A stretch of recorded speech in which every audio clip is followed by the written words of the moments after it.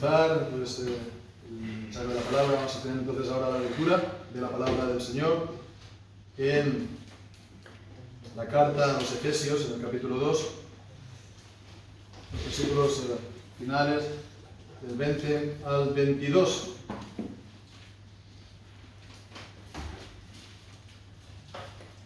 Aunque también podemos leer, para completar el contexto, el versículo 19.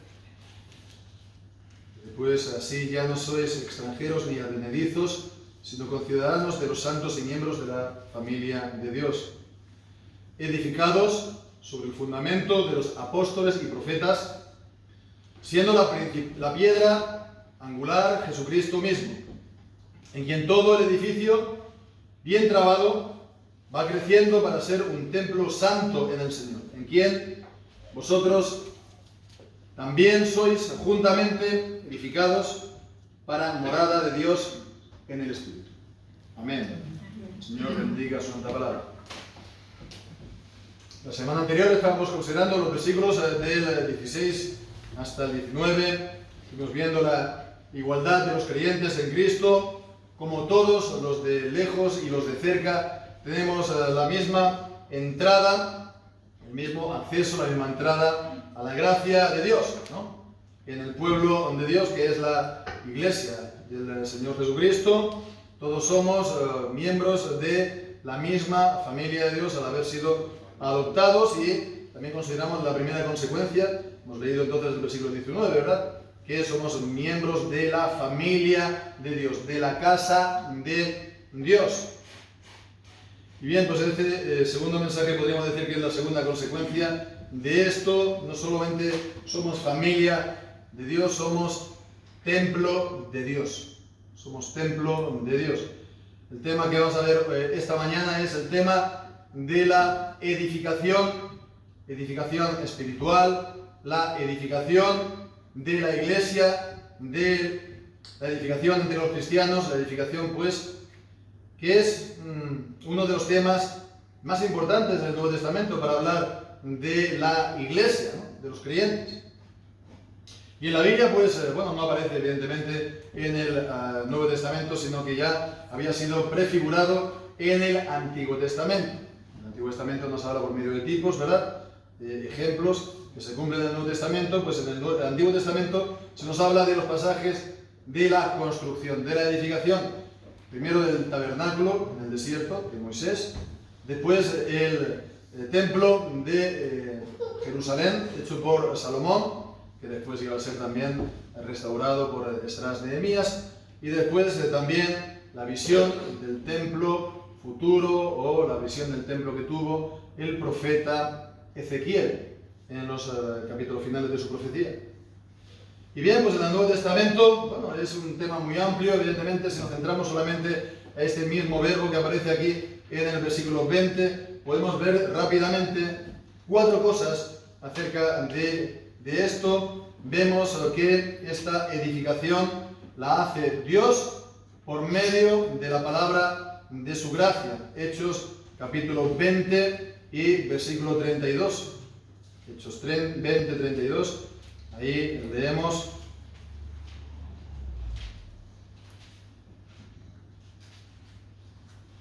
ahora, hermanos, os encomiendo a Dios y a la palabra de su gracia, el cual es poderoso para sobreedificaros y daros herencia para todos los santificados. Vemos sobreedificaros.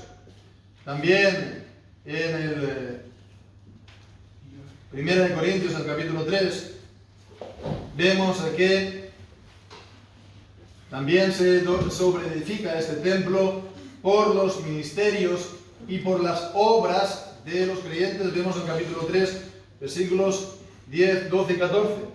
Conforme a la gracia de Dios que me ha sido dada, yo como sabio arquitecto puse el fundamento y otro edifica encima, pero cada uno mire cómo sobreedifica.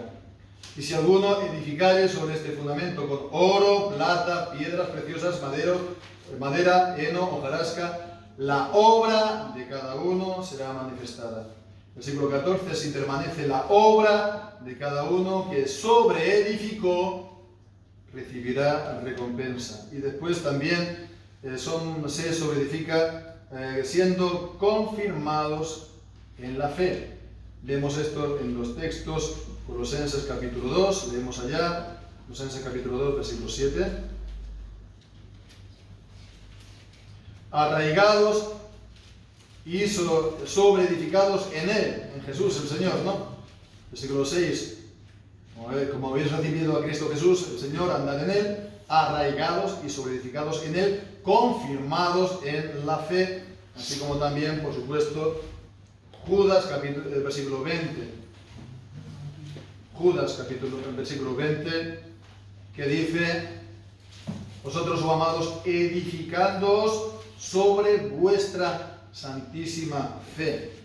Esto pues nos ayuda a ver un poco este tema en el Nuevo Testamento, pero volviendo entonces a nuestro texto en Efesios, ¿cuál sería entonces lo particular, lo que nos da Efesios 2, 20 al 22, sobre este tema de la edificación?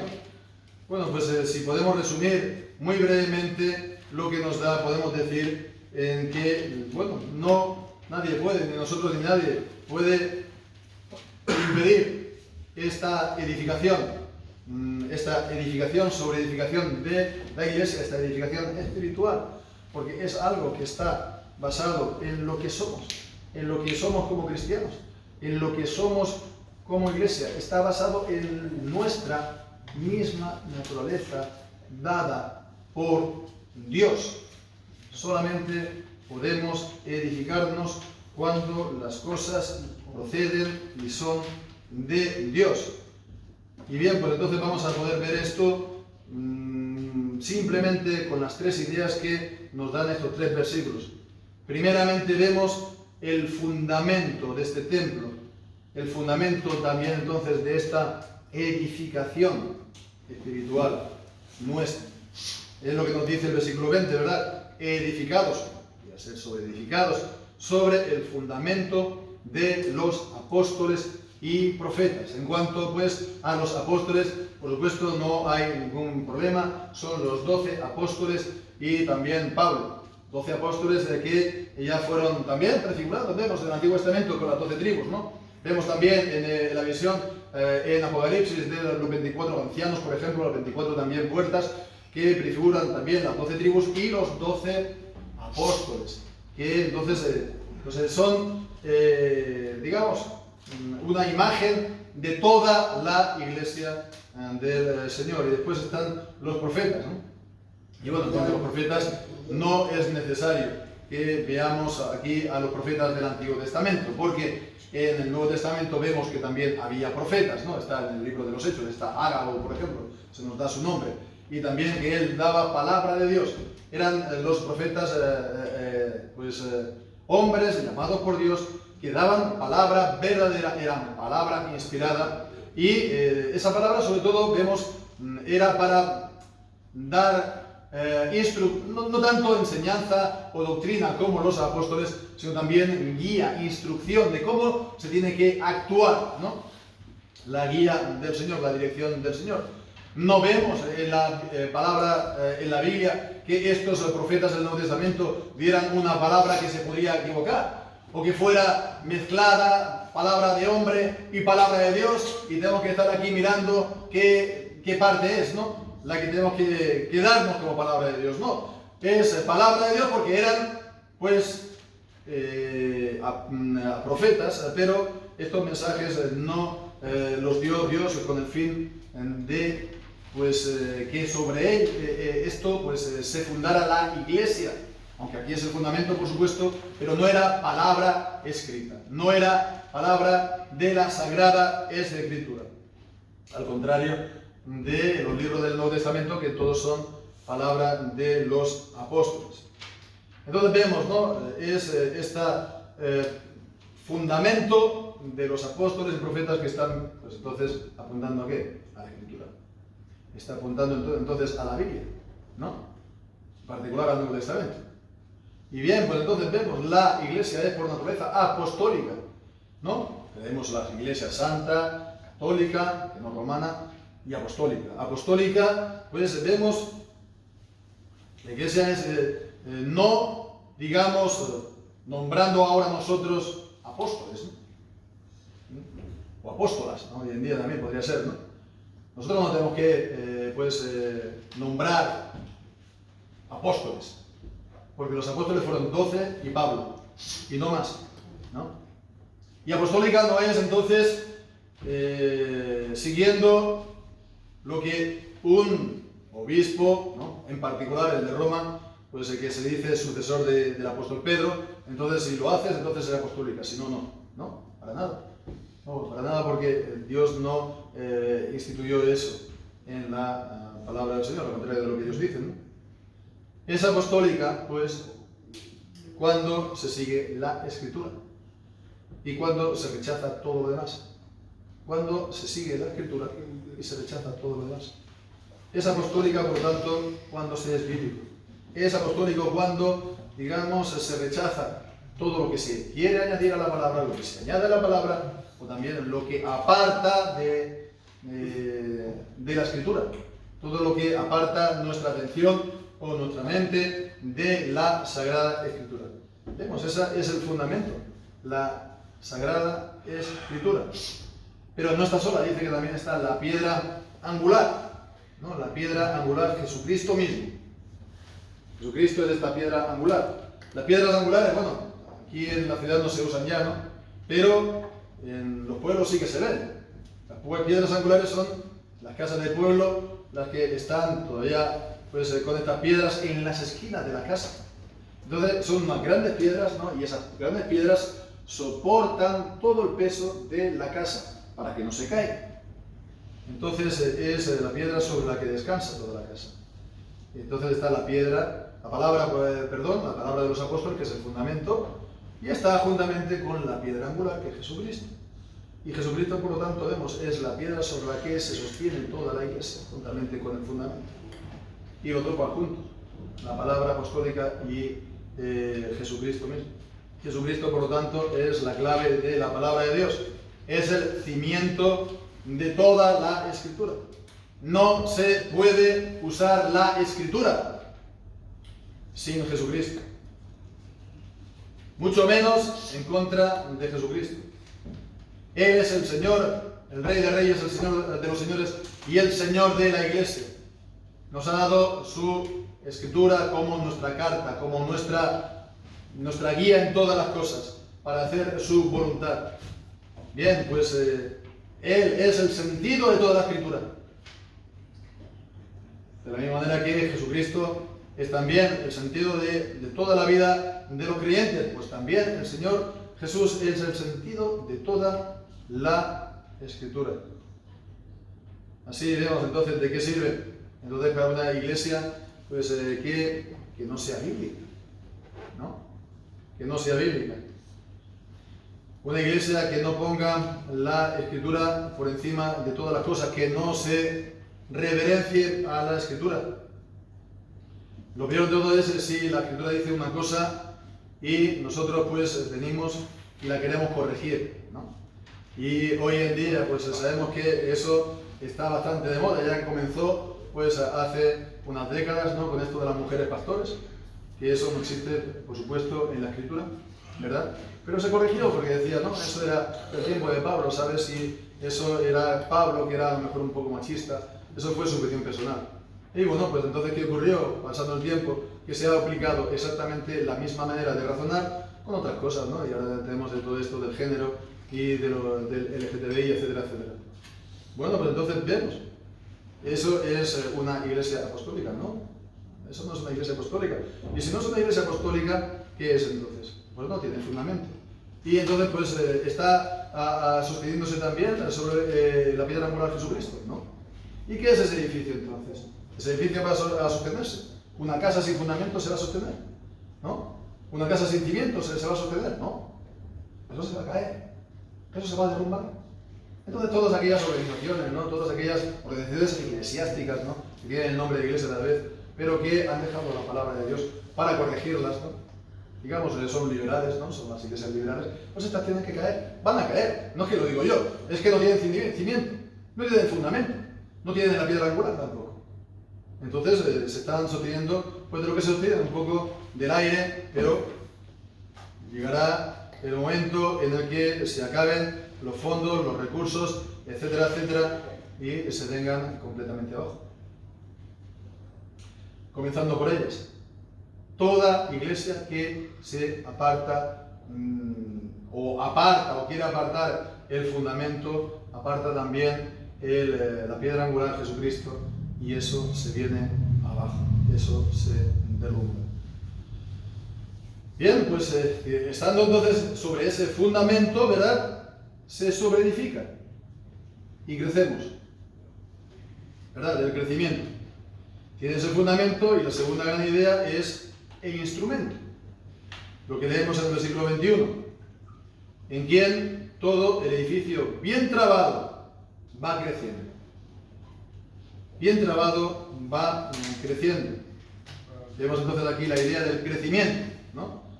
Va creciendo. Y bueno, pues ¿de dónde sacamos entonces el instrumento, ¿no? Bueno, pues aquí está hablando de los dones y de la actividad de cada miembro. ¿Cómo vemos esto? Pues leemos entonces, nos fijamos aquí la palabra trabado, ¿verdad? Entonces fijémonos en Efesios 4, versículo 16. Y habla aquí del cuerpo, ¿no? La iglesia. ¿De quién? De Cristo, todo el cuerpo trabado y ligado entre sí por todas las coyunturas que se ayudan mutuamente, según la actividad de cada miembro, conforme a su medida, recibe crecimiento de cuerpo, edificándose en amor. Vemos en la misma idea, aquí un poco lo está incluso extendiendo más, lo que estamos aquí leyendo comprimido, ¿verdad? En 2.21. Entonces aquí está hablando de este instrumento para el crecimiento. La actividad de cada uno, según la medida de cada uno, según los dones de cada uno, ¿verdad? Entonces, esto es lo que decimos, ¿no? De lo que la iglesia es por naturaleza, el fundamento, y después el Señor da dones a su iglesia.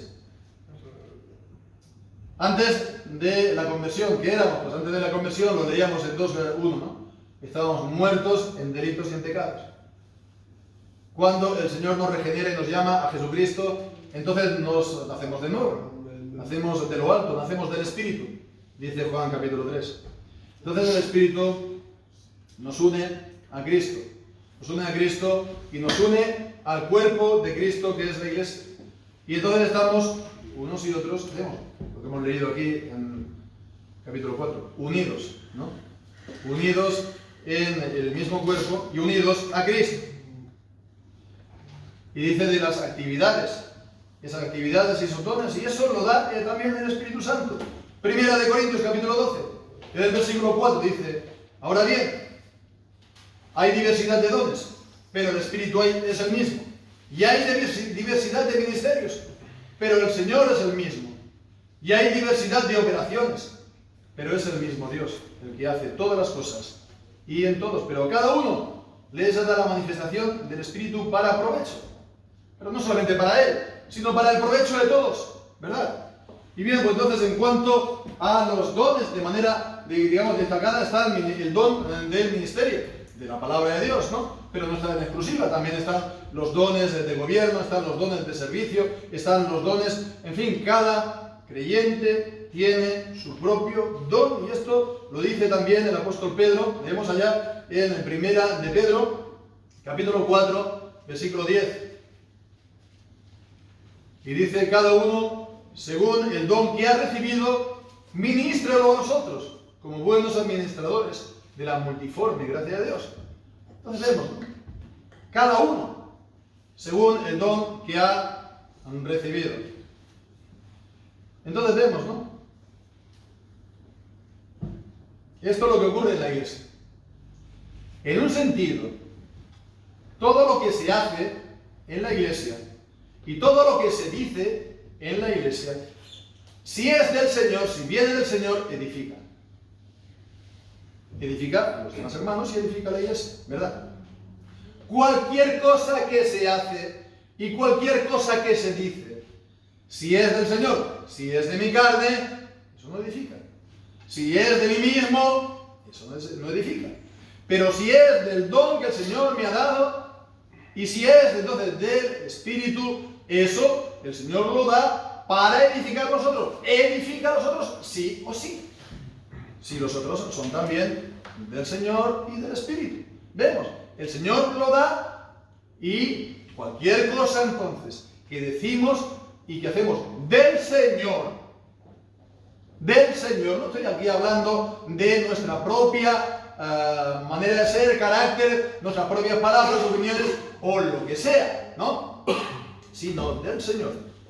No edifica la carne, no edifica el pecado, por supuesto que no, pero del Señor lo edifica todo. Todo edifica, ¿verdad?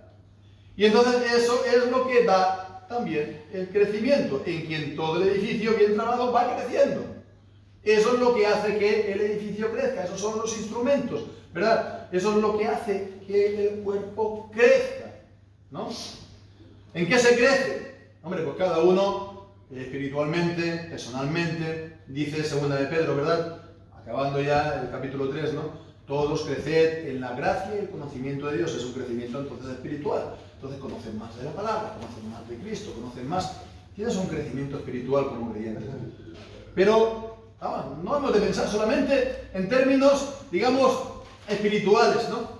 Por supuesto que sí, pero también el crecimiento es el crecimiento del templo, es el crecimiento de la iglesia.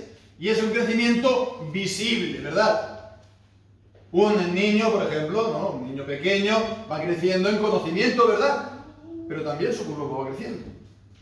Va creciendo, va aprendiendo a hablar, va aprendiendo, pero también aprende a caminar y su estatura va creciendo también. Y es igual también la iglesia, porque la Biblia habla de la iglesia como cuerpo, el cuerpo de Cristo. Y el crecimiento, por lo tanto, también es el cuerpo, el crecimiento del cuerpo.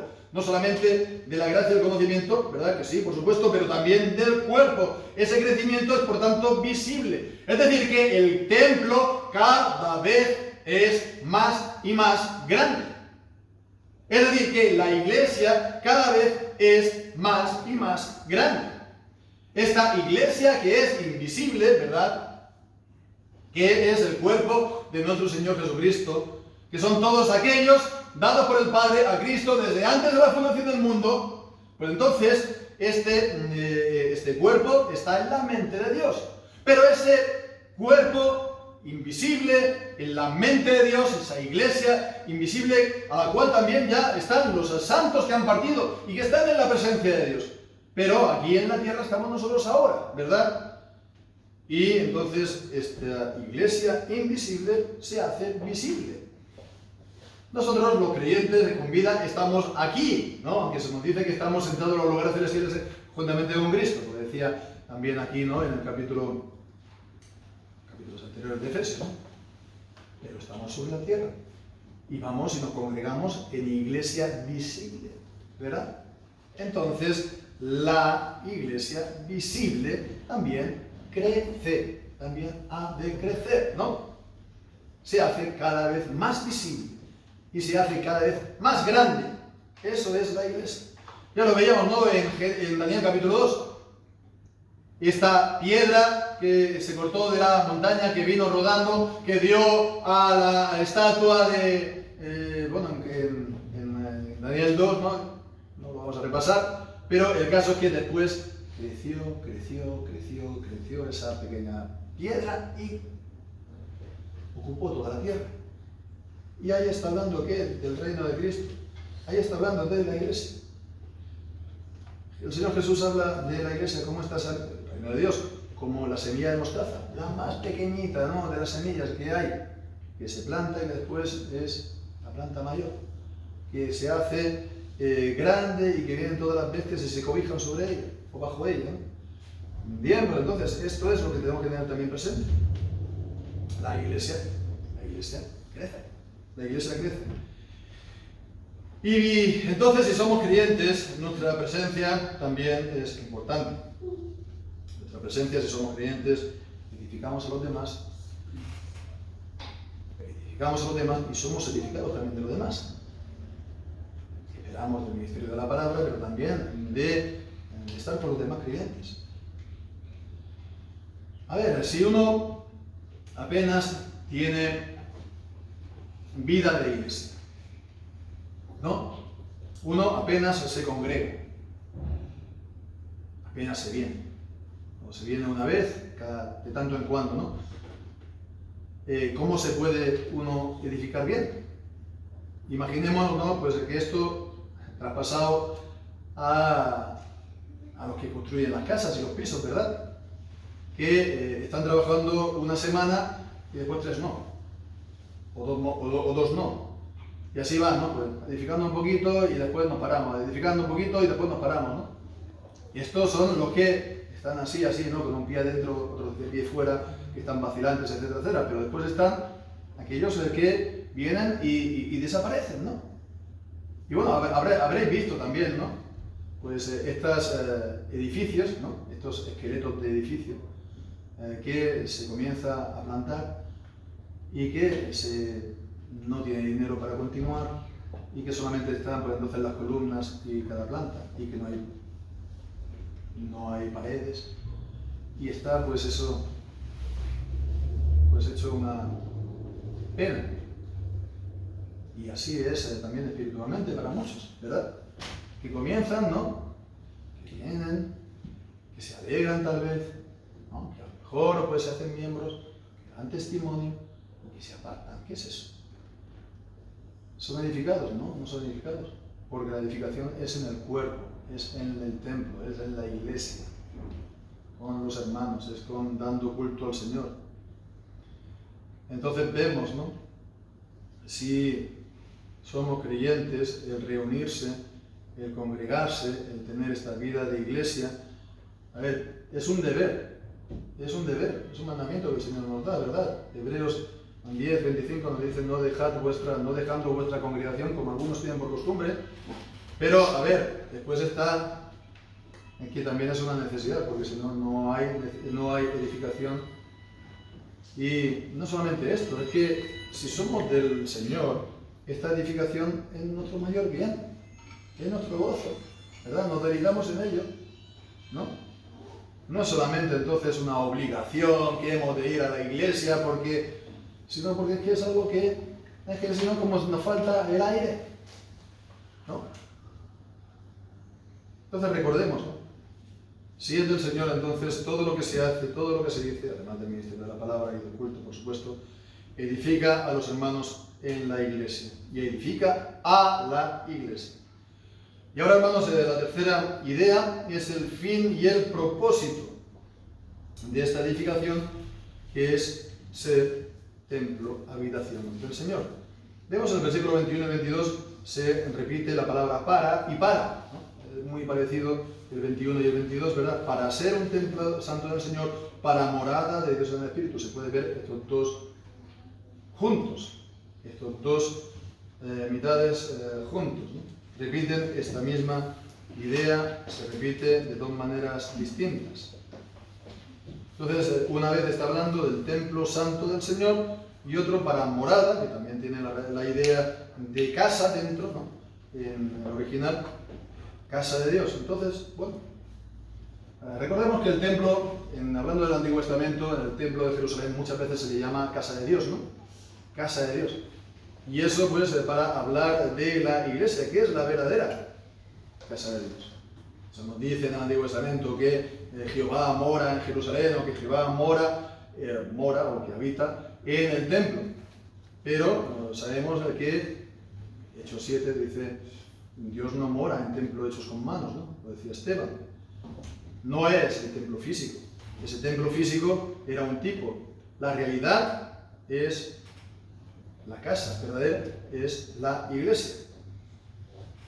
Dios no habita en templos hechos con manos, pero Dios habita en las almas de los que son suyos.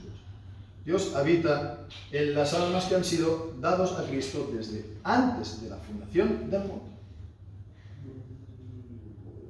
Esas almas, ¿verdad?, han sido amadas por el Padre desde antes de la fundación del mundo, y Cristo pues vino a morir y entregó su vida por ellas, y el Espíritu Santo a su tiempo vino a morar en ellas, ¿verdad? Entonces vemos, Es la casa. Esas almas de los elegidos y de todos juntos de la iglesia, esa es la casa de Dios, donde Él habita. Se puede decir, permitidme decirlo, es su hogar, es su casa. Entonces vemos, este es el propósito, porque Dios lo decidió así, porque los amó, porque Cristo hizo su redención y porque el Espíritu Santo vino a morar en ellos. Entonces vemos, ¿no?, este templo santo, versículo 21, este templo es santo. Este templo es santo, la habitación de Dios en el alma y en la iglesia se hace en la santidad. De la misma manera que nadie se puede acercar a Dios de cualquier manera, ¿verdad?, para darle culto, por ejemplo, porque Dios es santo y hemos de venir entonces con reverencia, con respeto, con temor, confesando nuestras faltas, nuestros pecados, porque Él es santo. Pues de la misma manera en nuestra vida. En Juan capítulo 1, versículo 6 dice que si decimos que tenemos comunión con Dios y andamos en tinieblas, mentimos y no practicamos la verdad. Para tener comunión con Dios, para andar en la vida en comunión con Dios, hemos de ¿qué? De andar en santidad. El templo es santo. El templo es santo, por eso nos dice Hebreos capítulo 12, ¿no? Seguid la paz y la santidad para con todos, sin la cual nadie verá al Señor, sin la cual nadie verá a Dios. Esta santidad es necesaria, hermanos. Esta santidad, por supuesto, es la santidad de Cristo. Cristo mismo es nuestra santidad. Él ha sido hecho por el Padre, nuestra sabiduría, justicia, santificación y redención, nos dice 1 Corintios capítulo 1, versículo 30. Bien, pues entonces aquí se nos dice también un templo santo en el Señor. Y también en quién, versículo 22, está hablando de Cristo. Esta santidad es en Cristo, es en Cristo. Entonces por eso solamente podemos ser santificados en la fe en Él. Y hemos de tener entonces esta diligencia en buscar con nuestra alma, ver, tener una mirada de nuestra alma a Cristo. Y poder decir como Pablo en Gálatas capítulo 2, versículo 20, con Cristo estoy juntamente crucificado y ya no vivo yo, mas vive Cristo en mí. Y lo que vivo ahora en la carne, lo vivo en la fe del Hijo de Dios, quien me amó y se entregó a sí mismo por mí. Y hemos entonces de llegar a vernos juntamente crucificados con Cristo y Cristo viviendo por la fe en nosotros. Vemos esta idea del templo santo. ¿Cómo ser santo? En la comunión con Cristo y en la fe en Él. Hemos de buscar esa comunión con Cristo a diario, hermanos. Y la segunda, hermanos, bueno, es una cosa que adelanto, aunque se trata más en profundidad en el capítulo 4, sin duda, cuando habla de la unidad de la iglesia. Pero creo que es bueno tenerlo presente ahora, porque cuando dice templo, cuando dice iglesia, Dios tiene solo una iglesia. Y la iglesia invisible es, por supuesto, una iglesia, que son todos los elegidos en Cristo, que es ese templo espiritual, ¿verdad? Entonces, si es la iglesia invisible, la iglesia visible tendría que ser también una. Tendría que ser también una. Y aquí fallamos verdaderamente si pensamos, si actuamos, por ejemplo, pensando este texto como que está hablando directamente solo de nuestra congregación o solo de nuestra denominación, ¿verdad? Entonces vemos. El único templo del Señor es el que está siendo edificado. A ver, sabemos pues también el conjunto de la historia, sabemos que también tras la aparición del anticristo se ha perdido esta unidad visible, la iglesia verdadera está en la dispersión, ¿no? Entonces estamos aquí y allá, ¿no? Pero este no es el estado normal de la iglesia, y esto es porque ha aparecido el anticristo. Este es un estado anormal. Y pues seguramente estará así mientras esté ahí el anticristo. Y bueno, este anticristo goza de mayor poder que nunca. Goza de mayor poder que nunca. Esta semana ha estado el Papa asistiendo al G7, al grupo de los 7 países más importantes, ¿no?, de la Tierra. ¿Qué hace el Papa ahí? Pues nada, a decir la suya. ¿Acerca de qué? Acerca de cómo controlar esta vez la inteligencia artificial. ¿Sí, no? Que no le hemos de tener miedo. Como tampoco hemos de tener miedo a Internet. Internet, bueno, ha hecho mucho mal, pero ha hecho muchísimo bien. Y ha puesto de manifiesto los engaños del anticristo. Y hemos de decir que la inteligencia artificial puede ser una gran revolución también. Puede ser el arma que lo va a caer, juntamente con Internet. Y ahí está, pues poniendo, y queremos poner regulación. A ver, pues él está ahí tan seguro, pero también sabemos lo que dice Segunda de Tesalonicenses, ¿verdad?, de que cuando llegan paz y seguridad, ¿no?, pues vendrá sobre ellos destrucción repentina y no escaparán. Entonces hemos de orar por su caída. Hemos de orar por su caída porque eso será la restauración de la Iglesia. Y en esa restauración, pues no hemos de pensar que las denominaciones han de estar ahí hasta la venida del Señor Jesucristo, que es algo para siempre, ¿no? Todas han de llegar a dar paso a la Iglesia restaurada. Y lo que decíamos, la Iglesia está siendo edificada y eso nadie lo puede impedir. Nadie puede impedir que la Iglesia sea edificada. Y nadie puede impedir que la Iglesia sea restaurada. Cuando llegue el día, lo será. Nadie lo podrá impedir. Y hemos de estar orando por ello, ¿no? En Juan 17:21 dice, Jesús orando al Padre dice, ¿qué dice el Señor Jesús en Juan 17:21?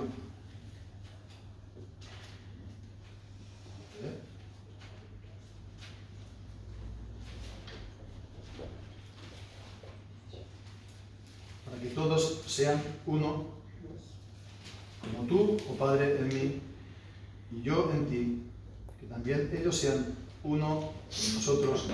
¿Para qué? Para que el mundo crea que tú me enviaste. Amén. Pues esta, hermanos, sea nuestra oración, y mientras tanto, como hemos visto, pues estemos en esta comunión con el Señor Jesús, estemos entonces con esta comunión unos con otros, estemos con la comunión en la Iglesia, y seamos edificados y sigamos creciendo en el Templo Santo, como parte de esta Iglesia del Señor Jesús.